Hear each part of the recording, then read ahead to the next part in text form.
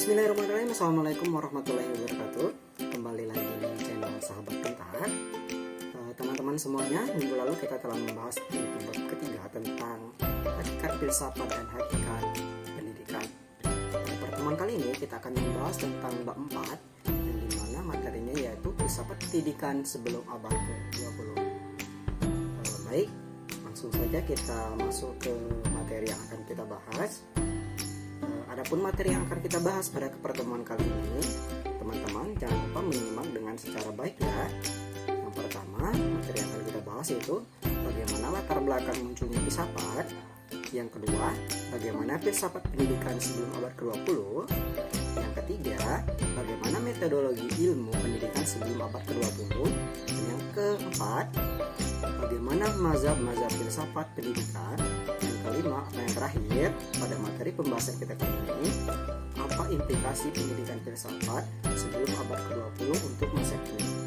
Oke teman-teman, langsung saja kita masuk pembahasan materi yang pertama, yaitu tujuan pembelajaran kita pada kali ini. Yang pertama, untuk mengetahui latar belakang munculnya filsafat. Yang kedua, untuk mengetahui filsafat pendidikan sebelum abad ke-20. Ketiga, untuk mengetahui metodologi ilmu pendidikan sebelum abad ke-20. Dan yang keempat, untuk mengetahui mazhab-mazhab filsafat pendidikan. Dan yang terakhir, yang kelima, untuk mengetahui implikasi pendidikan filsafat. Baik, teman-teman semuanya, langsung saja kita masuk ke pembahasan yang pertama, yaitu bagaimana latar belakang munculnya filsafat. Jauh sebelum manusia menemukan dan menetapkan apa yang sekarang kita sebut sesuatu sebagai suatu disiplin ilmu, sebagaimana kita mengenal ilmu kedokteran, fisika, matematika, dan lain sebagainya, umat manusia lebih dulu memikirkan dengan bertanya tentang berbagai hakikat apa yang mereka lihat. Kemudian, jawaban mereka itulah yang nanti akan kita sebut sebagai sebuah jawaban filsafat. Kalau ilmu diibaratkan sebagai sebuah pohon yang memiliki berbagai cabang pemikiran, ranting pemahaman, serta buah solusi, maka filsafat adalah tanah dasar tempat pohon tersebut berpijak atau tumbuh. Yang selanjutnya, metode filsafat adalah metode bertanya. Objek formal filsafat adalah orasio yang bertanya dan objek materinya semua yang ada. Maka menjadi tugas filsafat mempersoalkan segala sesuatu yang ada sampai akhirnya menemukan kebijaksanaan universal. Sonikrates dan Mikhail II mengartikan ilmu filsafat sebagai ilmu tentang bertanya atau berpikir tentang segala sesuatu atau apa saja dan bahkan tentang pemikiran itu sendiri dari segala sudut pandang. Thinking about thinking. Banyak yang bertanya-tanya mengapa filsafat muncul di Yunani dan tidak di daerah yang beradaban lain kala itu seperti Babilonia, Yudea atau Israel atau Mesir. Jawabannya sederhana teman-teman. Di Yunani tidak seperti di daerah lainnya, tidak ada kasta pendeta sehingga secara intelektual orang lebih bebas. Selanjutnya, bagaimana filsafat pendidikan? Yang pertama, perkembangan filsafat pada abad ke-20. A. Filsafat Yunani. Filsafat Yunani yang berbeda dari pandangan materialisme dikemukakan oleh Plato, kemudian dilanjutkan oleh Aristoteles. Aliran filsafat yang mereka kembangkan adalah aliran idealisme. Menurut Plato, dunia pengalaman ini merupakan bayang-bayang dari dunia ide. Pemikiran ini dilanjutkan dan dikembangkan oleh muridnya Aristoteles, sehingga filsafat Yunani lebih maju dan berkembang pada masa Aristoteles. Bahkan, Aristoteles tidak hanya ahli filsafat, melainkan juga sebagai ilmuwan. Karyanya dapat digolongkan menjadi 4 golongan. Yang pertama logika, yang kedua fisika, yang ketiga metafisika, dan yang keempat pengetahuan praktis. Aristoteles didasarkan atas ajaran tentang jalan pikiran dan bukti. Logika Aristoteles didasarkan atas ajaran tentang jalan pikiran dan bukti. Logika yang sangat terkenal adalah silogisme. Pemikiran filsafat Plato dan Aristoteles ini kemudian berkembang ke Timur Tengah dan dikembangkan oleh sarjana-sarjana Islam dan membungkusnya dengan bau Islam. Selanjutnya, filsafat Hindu sejak abad 10 Masehi. Perkembangan filsafat Hindu sejalan dengan perkembangan filsafat Yunani. Bahkan ada ahli yang mengatakan adanya kesamaan konsep mitologi Hindu dengan Yunani. Filsafat Hindu ini tertuang dalam konsep Vedisme, Brahmanisme, dan Buddhisme. Vedisme adalah keseluruhan alam pikiran India yang merupakan filsafat dan agama. Vedisme berhubungan dengan konsep hidup bangsa Arya yang berpindah dari Iran ke tanah datar sungai Indus. Mereka hidup lebih teratur dan menjaga kemurnian darahnya agar tidak bercampur dengan darah penduduk setempat, walaupun lama-kelamaan pencampuran darah itu terjadi juga. Nah teman-teman, selanjutnya pemikiran ini menjadi cikal bakal akhirnya ajaran Hindu. Brahmanisme berhubungan dengan konsep kasta-kasta dan beberapa aliran dalam kelompok bangsa Arya yang sudah terjadi percampuran darah dengan penduduk setempat. Bangsa Arya berada pada dua kasta tertinggi, sedangkan bangsa setempat menjadi dua kasta terendah. Aliran berkembangnya pada Brahmanisme ini adalah Vedanta, Samkhya, dan Yogya. Buddhisme sebagai filsafat didasarkan kepada keyakinan bahwa segala sesuatu yang ada di dunia ini meliputi sengsara. Selanjutnya teman-teman, yang ke-C, filsafat Islam. Filsafat Islam sebenarnya berakar pada filsafat Yunani, yaitu ketika seorang penerjemah kebangsaan Yunani yang bernama Hunain pindah ke Irak dan bekerja di istana khalifah dari Daulat Abbasiyah. Harun al-Rasyid, khalifah Daulat Abbasiyah yang sudah berpikiran maju dan punya perhatian besar terhadap perkembangan ilmu pengetahuan, memberikan fasilitas untuk pengkajian ilmu pengetahuan, termasuk pemikiran-pemikiran filsafat Aristoteles dan Plato. Yang kedua, filsafat Eropa atau filsafat modern. Filsafat Eropa adalah filsafat modern yang berkembang sejak munculnya keinginan untuk menjadikan alam pemikiran klasik sebagai pedoman bagi perkembangan ilmu, pengetahuan, dan kebudayaan yang terkenal dengan istilah Renaissance. Alam pemikiran klasik Yunani sempat ditinggalkan oleh orang Eropa ketika berlangsung kristenisasi di Eropa. Nah, selanjutnya teman-teman, kita masuk ke topik yang kedua, yaitu perkembangan filsafat pendidikan.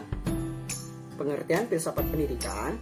Filsafat pendidikan adalah pelaksanaan pandangan falsafah dan kaidah falsafah dalam bidang pendidikan yang mencermin satu segi dari segi pelaksanaan falsafah umumnya dan menitik beratkan kepada pelaksanaan prinsip-prinsip dan kepercayaan-kepercayaan yang menjadi dasar falsafah umum dalam menyelesaikan masalah-masalah pendidikan secara praktis. Selanjutnya yang ke-B, tinjauan pemikiran permulaan filsafat pendidikan. Pemikiran-pemikiran permulaan filsafat pendidikan berkembang dalam tingkat humanisme relativistik, humanisme ilmiah, dan humanisme literer. Penampakan kebenaran dapat berlaku sebagai kebenaran itu sendiri. Humanisme literer mempunyai komitmen pada kesamaan pendapat yang satu sama baiknya dengan pendapat yang lain.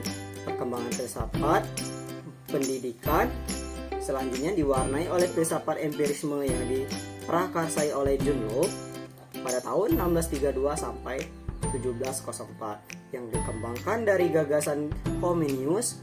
Pokok pemikiran yang ditekankan oleh John Locke adalah menjadikan pengalaman kesendirian ialah satu-satunya kepada pengetahuan mengenai dunia fisik. Baik teman-teman, selanjutnya kita masuk ke pembahasan pemikiran. Pemikiran selanjutnya yang mewarnai filsafat pendidikan adalah naturalisme romantik dan pendidikan nasional. Naturalisme romantik adalah filsafat pendidikan yang masih berpijak kepada kearifan kuno yang terkandung di dalam buku-buku berbahasa Latin. Kearifan kuno itu adalah pendidikan yang dimaksud untuk mempersiapkan orang mendapatkan tempat-tempat yang cocok di tengah masyarakat. Tujuan pendidikan di sini adalah persiapan bagi kehidupan. Nama tokoh yang perlu disebut di sini adalah Jean Jacques Rousseau dan Emile. Nah, selanjutnya teman-teman, kita masuk ke materi pembahasan yang kecil. Bagaimana metodologi ilmu pendidikan sebelum abad ke-20? Nah, untuk menjawab pertanyaan tersebut, mari kita bahas. Yang pertama, tonggak pertama, Aristoteles. Metodologi ilmu dibangun oleh dua pola pikir, yaitu deduksi dan induksi. Deduksi adalah pola berpikir bertolak dari yang umum khusus. Pola berpikir ini menggunakan silogisme yang terdiri atas terma mayor, terma minor, dan simpulan. Induksi adalah berpikir kebalikan dari deduksi. Sehubungan dengan kedua pola itu, Aristoteles berkeyakinan bahwa hal yang khusus adalah sebuah kesatuan dari materi dan bentuk-bentuknya. Yang kedua, tonggak kedua itu Francis Bacon. Daya ingatan menciptakan sejarah, daya imajinasi menciptakan puisi, dan daya pikiran menghasilkan filsafat. Filsafat itu terdiri atas 3 bagian, yaitu filsafat tentang Tuhan atau teologi alam, rasional, filsafat tentang alam, dan filsafat tentang manusia. Itu tadi menurut Francis Bacon. Selanjutnya teman-teman ada tonggak ketiga, yaitu perkembangan abad ke-19. Menurut Philip Fram dalam pembahasannya tentang kualitas dan berbagai interpretasi tentang mekanika kuantum dan teori relativitas ditandai sebuah kritikan yang tajam dalam metodologi yang dipergunakan secara aktual oleh para ilmuwan. Hukum-hukum dan teori-teori yang memiliki evidensi tak langsung sering lebih sederhana daripada interpretasi alternatif yang mempunyai kesesuaian lebih dekat dengan evidensi observasional. Nah teman-teman, selanjutnya kita masuk ke pembahasan terakhir, yaitu bagaimana masa-masa filsafat pendidikan. Masa-masa filsafat pendidikan yang dapat ditelusuri sebelum abad ke-20 ada 3 mazhab, yaitu mazhab idealisme, realisme, dan materialisme.